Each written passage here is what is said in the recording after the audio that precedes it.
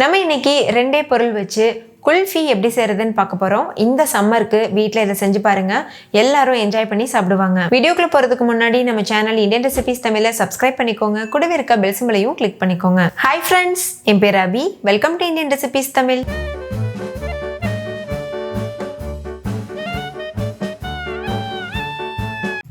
First இந்த kulfi recipe பண்ணுறதுக்கு ஒரு கடாயில் 1 லிட்டர் அளவு பால் எடுத்துக்கோங்க. கெட்டியான பாலாக இருக்கணும், கொஞ்சம் கூட தண்ணி சேர்க்காமல் நல்ல கெட்டியான பால் எடுத்துக்கோங்க. இது காய்ச்சாத பால், இப்போ தான் நான் காய்ச்சிறேன். இது நல்லா பொங்கி வரது வரைக்கும் வெயிட் பண்ணுங்கள். இடையிடையில் இது போல் கலந்துட்டே இருங்க.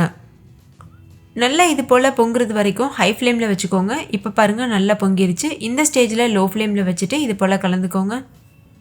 இடையிடையில் ஹை ஃப்ளேமில், மீடியம் ஃப்ளேமில், லோ ஃப்ளேமில் அப்படின்னு மாற்றி மாற்றி நீங்கள் வச்சுட்டு நல்லா இது போல் கலந்துகிட்டே இருக்கணும். நம்ம இதில் 1 லிட்டர் அளவு பால் சேர்த்துருக்கோம்ல, இது 300 ml பாலாக வத்துற வரைக்கும் நல்லா இது போல் கலந்துகிட்டே இருங்க. ஓரங்களில் ஆடைகள் விழுந்துகிட்டே இருக்கும், இது போல் எடுத்து விட்டுட்டு கலந்துக்கோங்க. முழுமையாக நம்ம பால்லையே பண்ணுறதுனால ரொம்பவே ஹெல்த்தியாகவும் இருக்கும், ரொம்ப டேஸ்டியாகவும் இருக்கும்.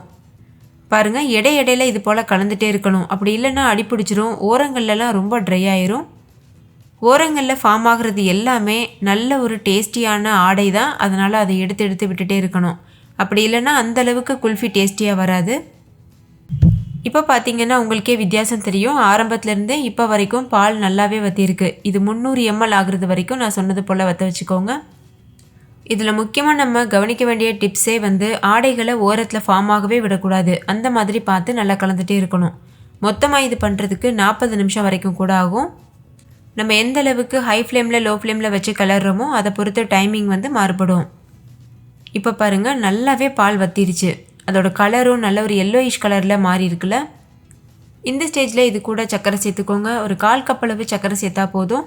அதாவது ஒரு 3 டேபிள் ஸ்பூன் அளவு சர்க்கரை இருக்கும். இப்போ சர்க்கரை நல்லா கரையிறது வரைக்கும் நல்லா இது போல் கலந்துக்கோங்க. ஸ்டவ்வை மீடியம் ஃப்ளேமில் வச்சுக்கோங்க. இடையிடையில் ஹை ஃப்ளேமில் வச்சுட்டு நல்லா இது போல் கலந்துக்கோங்க. சர்க்கரை நல்லா கரைஞ்சதுக்கப்புறம் நல்லா வற்ற வச்சுக்கோங்க. இந்த பாலை சர்க்கரை சேர்த்ததுக்கப்புறம் கொஞ்சம் தண்ணி விட்டு வரும், அதெல்லாம் நல்லா வற்றணும். இந்த ரெசிபிக்கு நீங்கள் 2 டிப் மட்டும் ஞாபகம் வச்சுட்டிங்கன்னா பெர்ஃபெக்டான மலாய் குல்ஃபி நீங்கள் செய்ய முடியும். டிப் நம்பர் 1 ஆடைகளை ஓரத்தில் சேர விடக்கூடாது, எடுத்து விட்டுட்டே இருக்கணும், கலந்துகிட்டே இருக்கணும். டிப் நம்பர் 2, 1 லிட்டர் அளவு பால் எடுத்துருந்தீங்கன்னா அதை 300 ml ஆகிறது வரைக்கும் வற்ற வச்சுக்கணும். இந்த 2 டிப் மட்டும் ஃபாலோ பண்ணுங்கள், பெர்ஃபெக்டான குல்ஃபி செய்ய முடியும். உங்களுக்கு ஏலக்காய் ஃப்ளேவர் ரொம்ப பிடிக்கும்னா ஒரு 1/2 டீஸ்பூன் அளவு ஏலக்காய் தூள் இப்போ இந்த ஸ்டேஜில் நீங்கள் சேர்த்துக்கலாம். நான் ஏலக்காய் தூள் எதுவும் சேர்க்கல, அப்படியே ப்ளைனாக தான் பண்ணியிருக்கேன். அந்த பாலோட ஃப்ளேவரே ரொம்ப டேஸ்டியாக தான் இருக்கும். இப்போ பாருங்கள், முழுமையாக வற்றிருச்சு, பால் நல்லா கெட்டியாயிருச்சு. அதே மாதிரி அதோட கலரும் நல்லா சேஞ்ச் ஆயிடுச்சு. இப்போ இந்த பால் 300 ml அளவு இருக்கும். இப்போ ஸ்டவ் ஆஃப் பண்ணிவிட்டு இது முழுமையாக ஆற வச்சுருங்க. பாருங்கள், ஆறுனதுக்கப்புறம் இது இப்படி தான் இருக்குது. ஆறுனதுக்கப்புறமா இன்னும் கொஞ்சம் கெட்டியாகும். பாலை நீங்கள் ஸ்பூனில் முக்கி பார்க்கும்போது ஸ்பூனில் நல்ல ஒரு லேயராக ஃபார்ம் ஆகும் பால். அப்போ நீங்கள் கரெக்டான கன்சிஸ்டன்சியில் பண்ணியிருக்கீங்கன்னு அர்த்தம். இப்போ பாருங்கள், பால் முழுமையாக ஆறிடுச்சு. இப்போ இதை நம்ம ஒரு குல்ஃபி மோல்டுக்கு மாற்றிடலாம். இது போல் குல்ஃபி மோல்டு ஆன்லைன்லேயும் அவைலபிளாக இருக்குது, ஷாப்ஸ்லேயும் கிடைக்கும். ஒருவேளை உங்ககிட்ட குல்ஃபி மோல்டு இல்லைன்னா நீங்கள் வீட்டில் இருக்க டீ கிளாஸில் கூட இதை மாற்றிட்டு நல்லா ஃப்ரீஸ் பண்ணிவிட்டு யூஸ் பண்ணலாம். டீ கிளாஸ் வச்சு எப்படி குல்ஃபி பண்ணுறதுன்னு ஆல்ரெடி ஒரு ரெசிபி அப்லோட் பண்ணியிருக்கேன். வீடியோக்கு கீழே டிஸ்கிரிப்ஷனில் அதோட லிங்க் இருக்குது, வேணும்னா செக் பண்ணி பாருங்கள், உங்களுக்கு யூஸ்ஃபுல்லாக இருக்கும். இப்போ பாருங்கள், எல்லா மோல்டுலேயும் நம்ம இந்த பால் சேர்த்தாச்சு. இப்போ இது ஒரு ஃபாயில் வச்சு இது போல் கவர் பண்ணிக்கோங்க. பாருங்கள், இந்த மாதிரி எல்லா குல்ஃபி மோல்டுலேயும் இது போல் நம்ம கவர் பண்ணி வச்சதுக்கப்புறமா இதில் ஐஸ் ஸ்டிக் இன்சர்ட் பண்ணி வைக்கணும். அதுக்கு ஒரு கத்தி வச்சு இது போல் சின்னதாக கீரல் சேர்த்துக்கோங்க. பாருங்கள், இந்த மாதிரி. இதே மாதிரி மீதி இருக்க எல்லா மோல்டுலேயும் சேர்த்துருங்க. இப்போ இதில் நம்ம ஐஸ் ஸ்டிக்கை வச்சுட்டு அதுக்கப்புறமா ஃப்ரீசரில் வச்சு ஒரு 8 மணி நேரம் அப்படியே வச்சுருங்க. நீங்கள் கிளாஸில் வைக்கிறீங்கன்னாலும் இதே மெத்தடில் வைங்க. பால் ஊற்றிட்டு அதுக்கப்புறமா ஃபாயில் வச்சு கவர் பண்ணிவிட்டு ஐஸ் ஸ்டிக் வச்சுட்டு அதுக்கப்புறமா ஃப்ரீசரில் வைங்க. இப்போ எல்லா குல்ஃபீஸும் ஃப்ரீசரில் வைக்கிறதுக்கு தயாராக இருக்குது. இப்போ பாருங்கள், 8 மணி நேரம் ஆயிடுச்சு. எல்லா குல்ஃபியுமே நல்லா ஃப்ரீஸ் ஆகிருக்கு.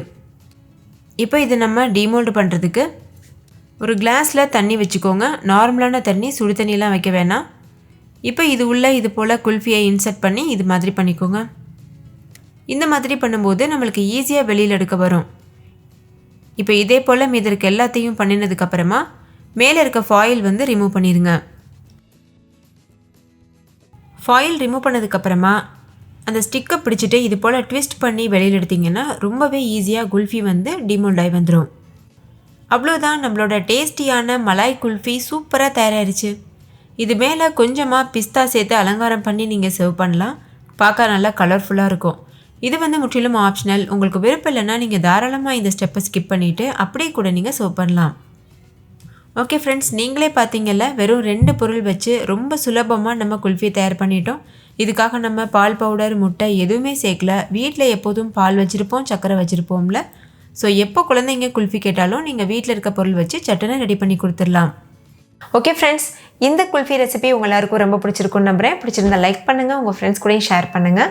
வீட்டில் நீங்களும் செஞ்சு பார்த்துட்டு கமெண்ட் பண்ணுங்கள். தேங்க்யூ, பாய்.